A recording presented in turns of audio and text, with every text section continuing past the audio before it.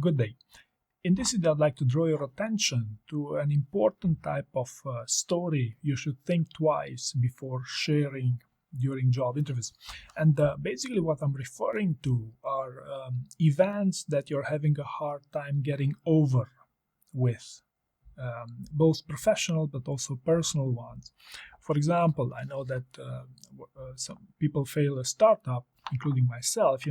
It's not going to be comfortable speaking about that, at least for some time, to make peace with yourself, so to speak.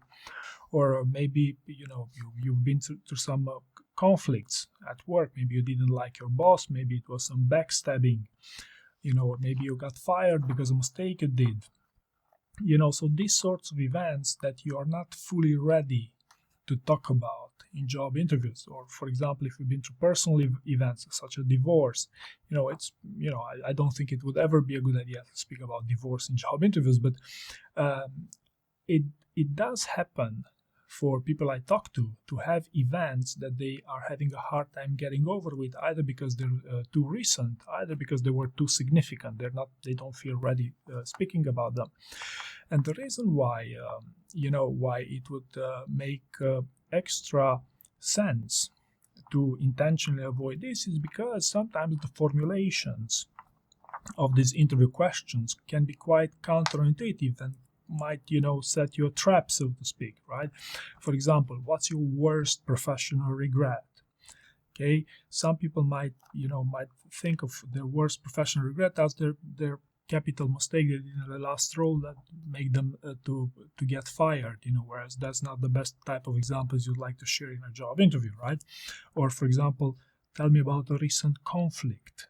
Okay, the recency factor in conflicts usually makes them harder to talk about, right? If you recently have a bad argument with your boss, then probably you're not ready to talk about it in a job interview, right? Or it could be a setup.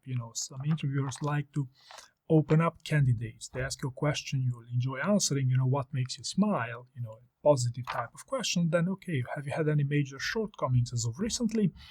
And some candidates would then open up with all their failures and all their drama as to why they don't like their existing role, right?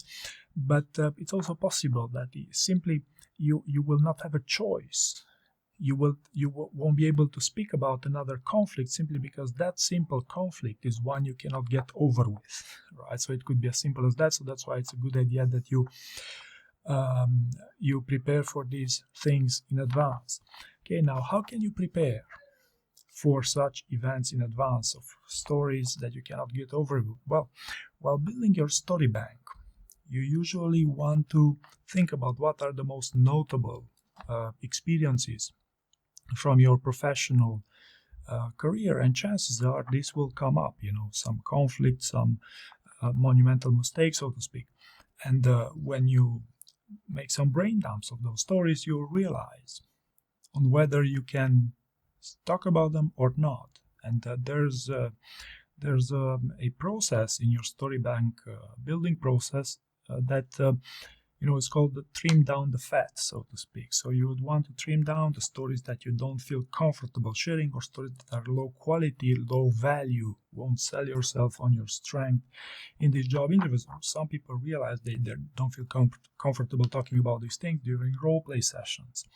But the main thing you should understand is that the best way to address this scenario would be to keep a backup story, to have a better story of a conflict that you would feel more comfortable sharing in job interviews, and of mistakes, of whatever that story that you cannot get over with is all about, right?